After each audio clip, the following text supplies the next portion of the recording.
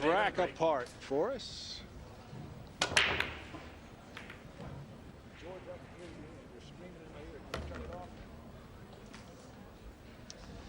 Ball deposited off the break, and the one sitting pretty for Tony. Now, if the break starts to work in Tony's favor, I can tell you, on a snooker table, he's been one of the best potters alive. Imagine what he's like on a smaller surface with bigger pockets, Jerry.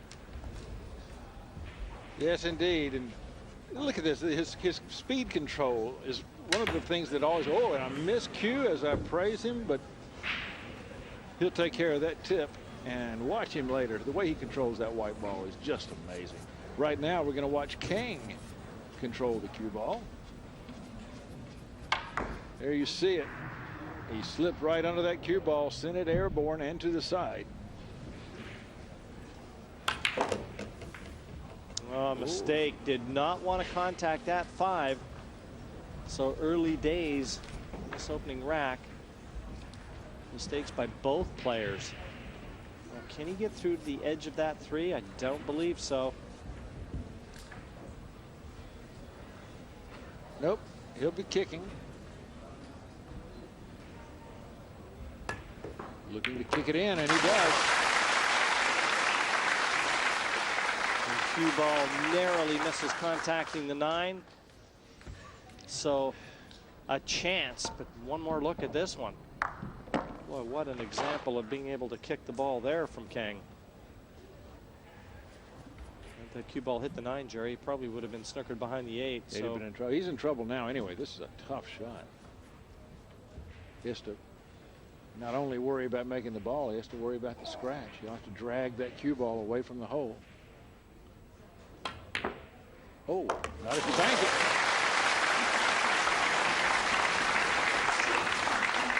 A lot of creativity. These guys have come out with guns blazing here. What a shot from Kang there. I think he understands how important it is right now to nail Drago for that unforced error in the miscue. And he's about to do so, but you know, he's got to love this table after beating Efren Reyes on it yesterday. Yeah, he looked real comfortable, didn't he? But Tony's got to be kicking himself. Yeah, Kang is one cool character. And he's about to take the first rack.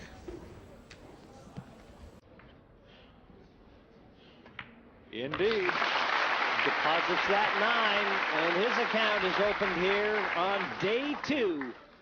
World Championship play all around the main table. And the tornado, Tony Drago, with that miscue. A lonely walk back to his chair and never got out of it again.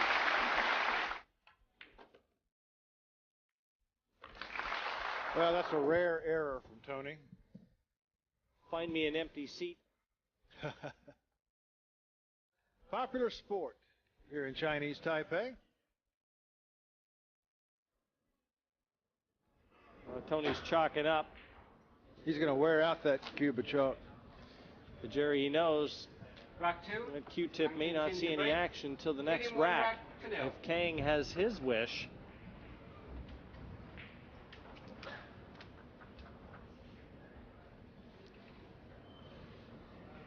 Very sure-handed left-hander here. Beautifully controlled cue ball. 3 balls down on the break. And he does have a shot on the 2 ball, the lowest numbered ball still remaining.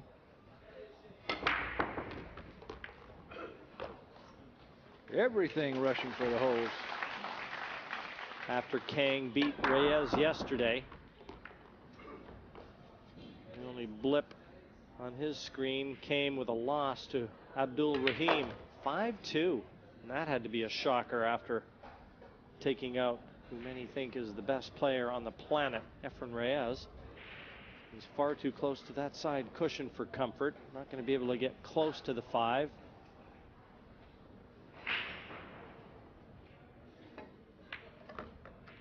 So he plays the conservative game, settles for a longer shot.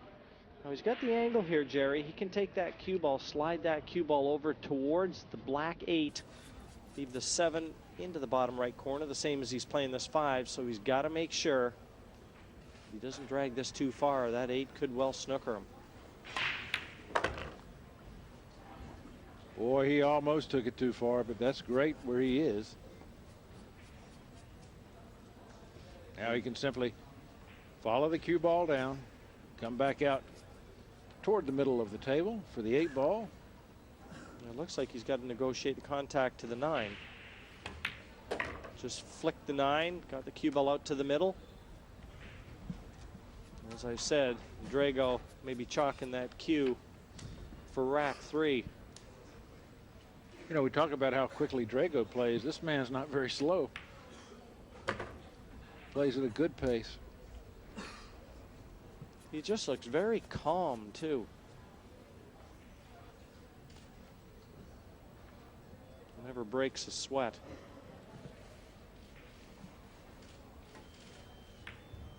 There it is. 2 racks in a row from Kang. And Tony Drago has only had 2 strokes at the table. Much to the delight of a very partisan crowd here, I'm sure, in Kaohsiung. The beaten quarterfinalist last year was Kang. So he's got all the experience needed in an event of this magnitude. He's got a pretty handy lead as well. There's our guest of honor, the premier. I'm certain he's enjoying the action as well, seeing his hometown boy do good. Rack 3, Tony Drago a break. He's displaying the kind of body language you like to see from players. Upright and very positive. Well, the 2 ball and the 7 ball have both fallen, and the 1 ball moves neatly into place for Tony.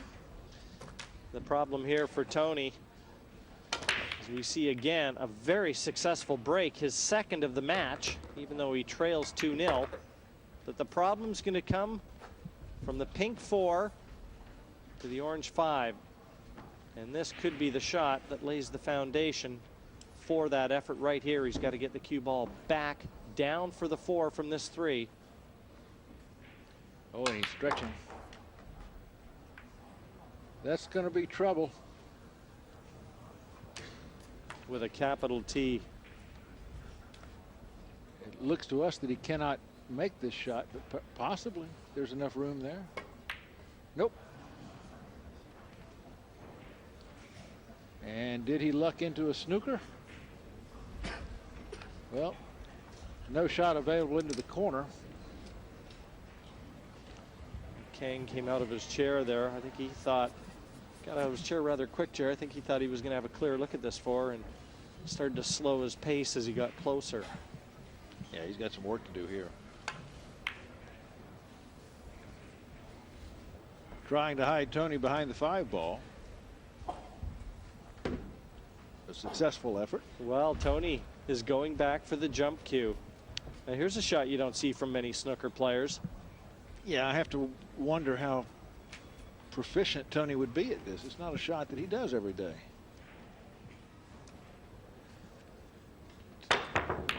Well, he makes a nice solid contact. But he has left Kang a chance, sorry, and another look. Yeah, but this is a tester. Yeah, Tony did good to get over that 5, but in an ideal world with guys that are very adept at jump shots, Jerry, they might well have pocketed that 4 from there. I think he was just trying to hit the middle of the ball, just get a good hit.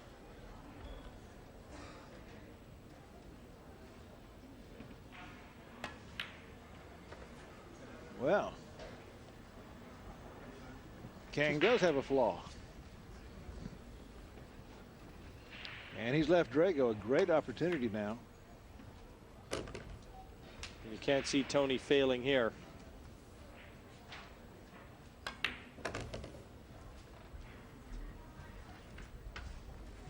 With the 6 ball falling into the side pocket, the cue ball will flow naturally down for the 8.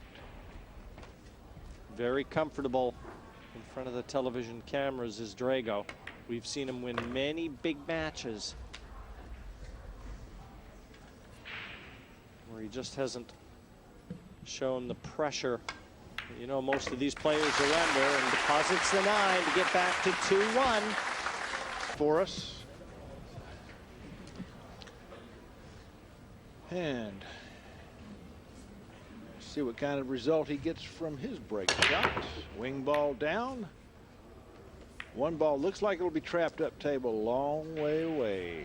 The break has been very kind to both players, but there's a problem following this break from Kang.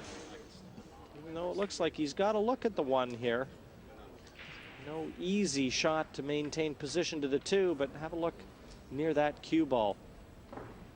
Looks like the 6 and the 4 married, and that 4 not available. So even should they get that far, that's one of the reasons I think that Kang refused that 1, but he's left Tony a chance at it. Yeah, Tony can make this ball. Has to negotiate a little traffic to get back to the 2 ball. And doesn't make that trip.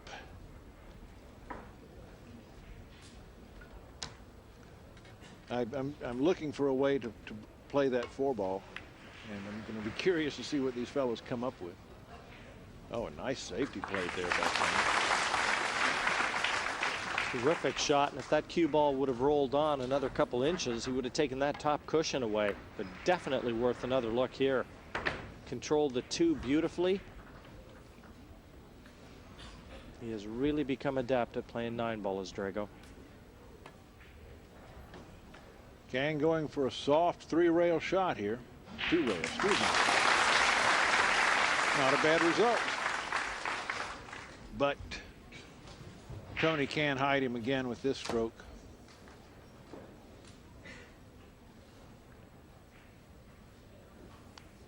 Thinnest of contacts. He wants to leave that 2 behind the 7.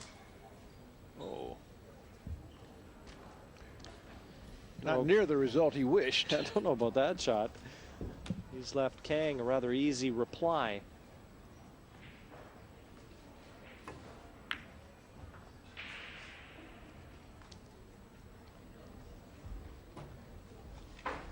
Well, I don't believe Tony can see enough of this ball to attempt the cut. What's more is that 7 looks to be taking the natural 2-cushion escape away from Tony, so he's forced to bring in the jump cue back into play.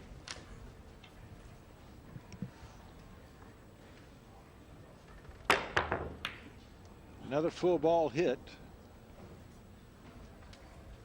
And he's got some distance between the balls, but this is certainly, well, it appears makeable. I don't believe that the 4 ball is in the way. Nope, he's got at least most of the pocket.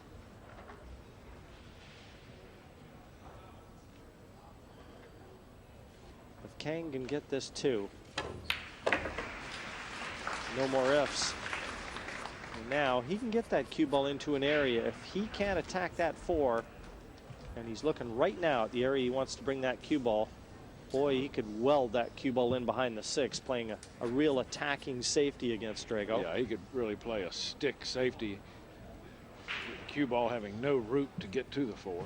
It's just a question whether or not he's got the angle here, Jerry, to be able to force that cue ball over towards the area of the table that he was standing next to. You know, as well as this fellow banks, I'm surprised he's not considering the cross corner bank. Oh, he's going to play safe now. Well, that was a real lax effort. I mean, I cannot believe that he didn't take that 3 on. He would have maintained the initiative. I know, that's surprising. I mean, even if the 4 isn't available. Well, that's just a mistake. Tony does a great job of freeing the 4. I'm still shaking my head at Kang's effort. Tony Drago isn't. A thin cut on this 5 into the side pocket. The 6 is available from almost any point on the table, just as long as the 7 doesn't wind up as a blocker, and it shan't.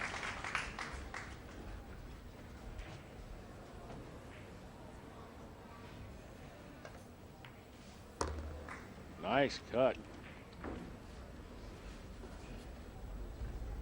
Tony has been let off the hook in this one, I think. Indeed. And that lead that Kang enjoyed has just evaporated. 2-2. Tony Drago and Ching Kang, Chinese Taipei star, has lost his way. Well, that was a very questionable shot that he made, taking that safety at an inopportune moment. And in these short races, you tend to pay for every error.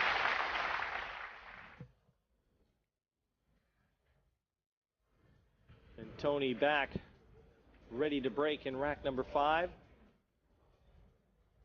And all of a sudden, this match is back with him as the favorite. I'll never forget several years ago, Tony broke a rack in this Whirlpool Championship just as the referee lifted the rack away from the table, and he got a warning. You know, wait till we put this rack up, buddy. Maybe that's why Nigel carried the cue ball with him.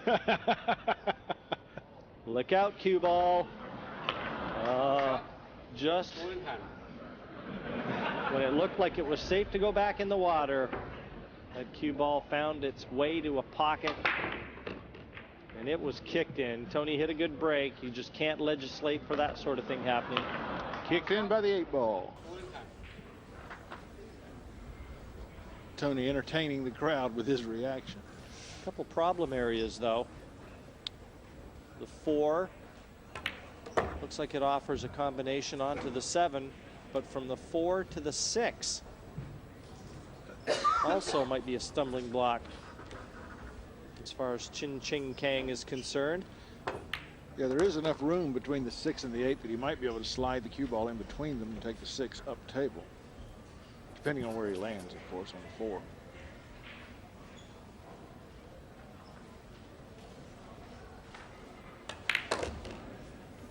Well, I don't think he's going to like this.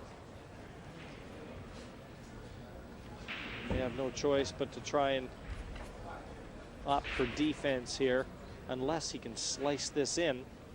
I don't think so. Look for him to duck behind the 8. He put the 4 behind the 8. Easy kick shot for Tony, and if he hits this with a lot of bottom off that side cushion, gets a full contact on the 4, he could hold that cue ball behind the 8. He's held it behind the 6. Great job.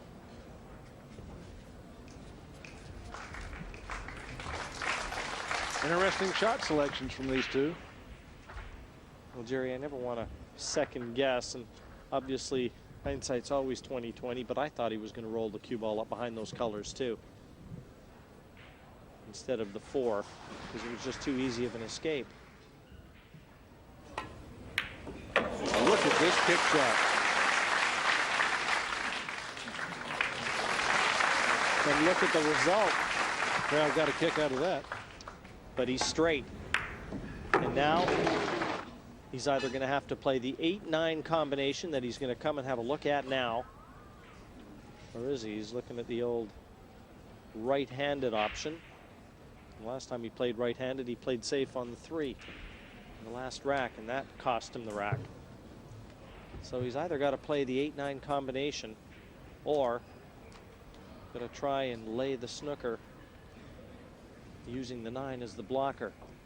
So after the 6, it's either offense or defense, whatever he decides. So the snooker is certainly the easier play.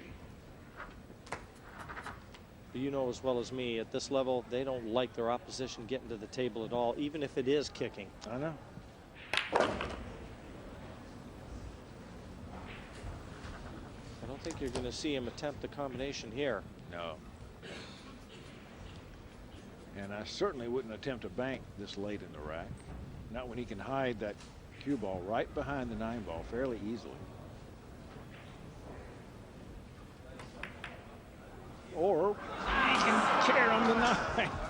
I tell you, this guy will take a risk in a heartbeat. If he makes it, he's a hero, but he didn't, so. Tony.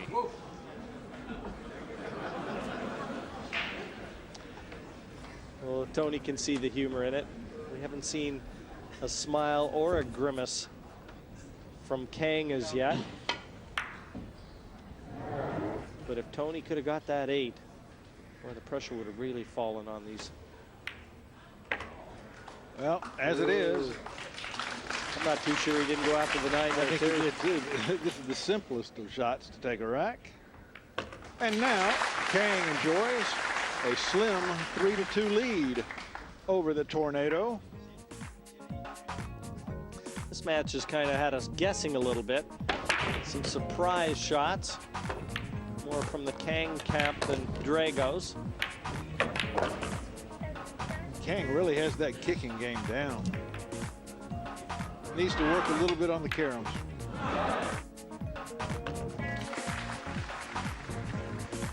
(3-2) the lead, though, enjoyed by Ching Kang. And what's more, it'll be his break in rack number 6 with a chance to increase that.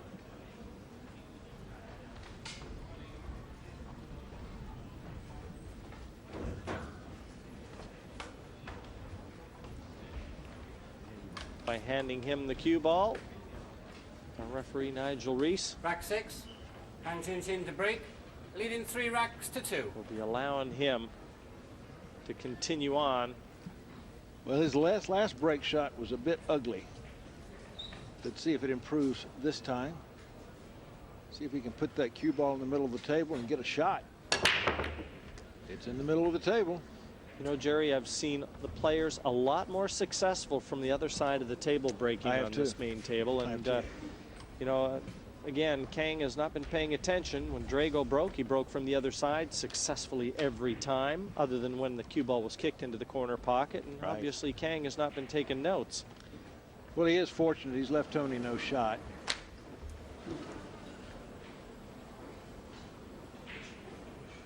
Tony has called for a push.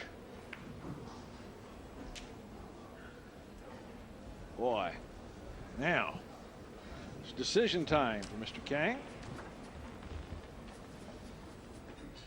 No chance of getting position to the 2 here. So you really can't see him taking this one on.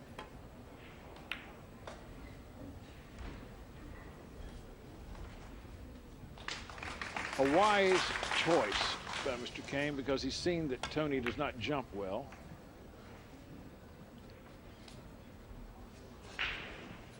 That really puts a big gun in your opponent's camp when he knows that you're going to go for a full ball hit on every jump shot.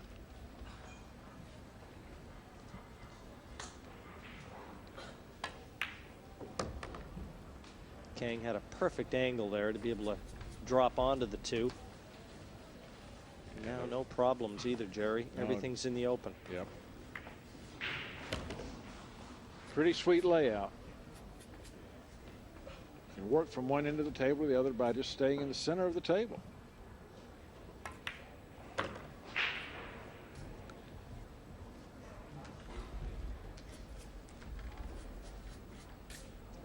A bit straight here.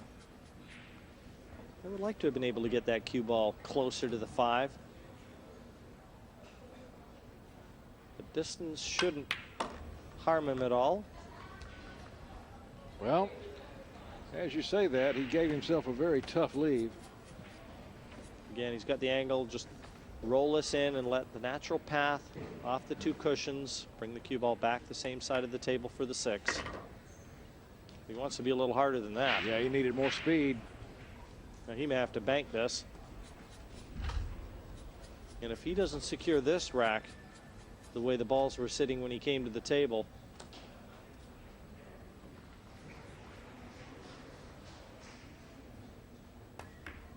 oh, that's a good shot. Beautiful. Retrieved the situation. Didn't know whether or not that was available. I was about to say, if he doesn't win this rack, Jerry, he may find himself in trouble.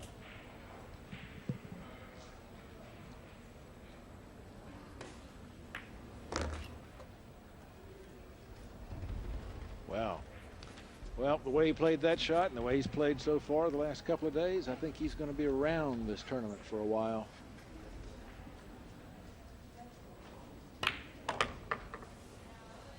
All pocketed. He's playing awful close to his work. I'm telling you, short side shape and close to the ball to boot. Really taking a risk there that could have given him quite a problem, but as is, 9-ball falls, and Kang now enjoys a 2-game lead, sits on the hill. Our score is 4-2. Kang over Drago. Here's how we got there.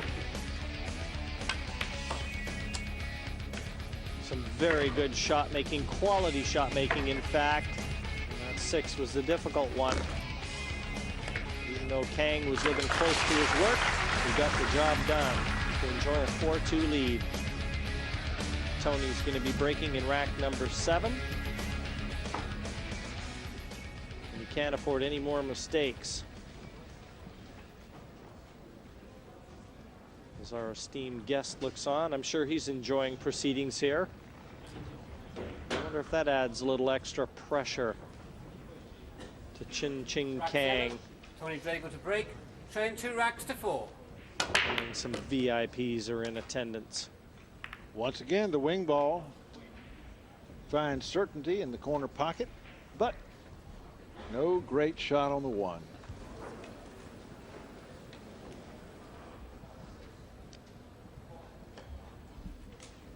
Lots of balls to hide behind, however.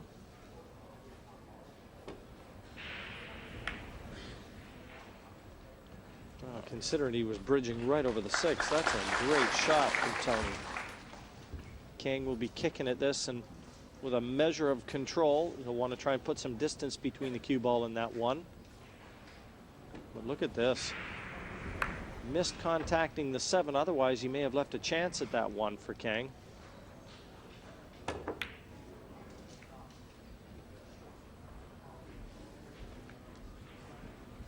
Kang leaves an open shot, but it's a long way away.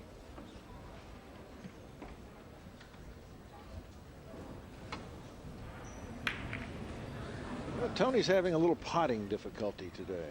Yeah, and you don't expect to see that from a man more adept at playing on a larger surface. That shot was never on.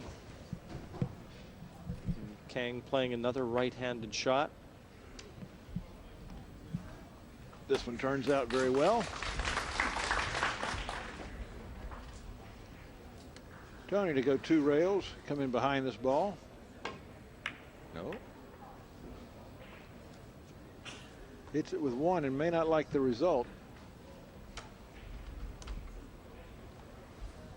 Thought he would go 2 rails and try and kick that 1 ball away. That might have been what he was trying. Well, this isn't easy. Into a blind pocket, bottom right. And his line of sight looking away from that pocket, so these are always tricky. Tough shot. Never know it. This is the big shot in this rack. It looks, Jerry, like he's going to have to try and draw that ball over to the right-hand side of the table with a lot of left-hand spin applied to that cue ball and swing it back up for the 4. So this is draw with a lot of left-hand spin, but not into the corner pocket. He just doesn't mind taking a risk at all.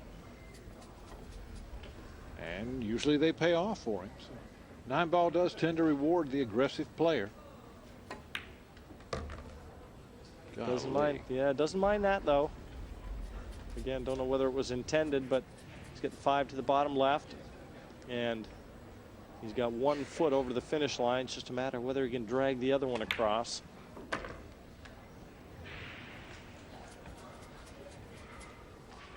A few anxious moments in this one, certainly for Kang, but he looks to be coming good in the end. Could have left a little more angle on this and made it simpler. Certainly could have. He just needs to move the cue ball just past the middle of the table, though.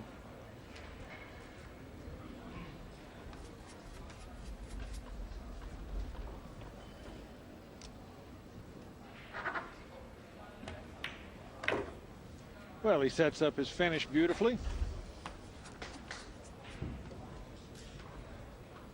Kang having a good couple of days.